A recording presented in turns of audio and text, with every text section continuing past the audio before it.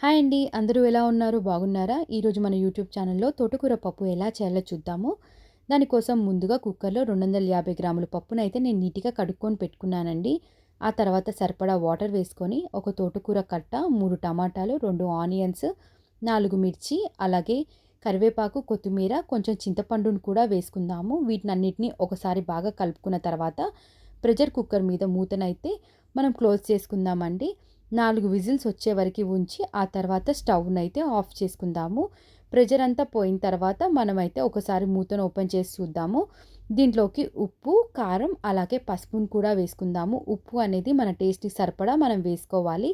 ఆ తర్వాత ఇవన్నిటిని ఒకసారి బాగా అయితే స్మాష్ చేసుకుందాము, అన్నీ మెత్తగా అయ్యే వరకి.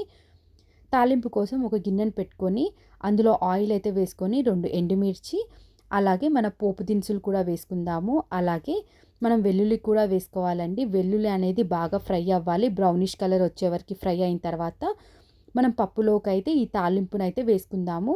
ఇవన్నీ ఒకసారి బాగా కలుపుకున్న తర్వాత ఎంతో టేస్టీ అయిన తోటకూర పప్పు అయితే రెడీ అయిపోయింది. థ్యాంక్ యూ సో మచ్ అండి.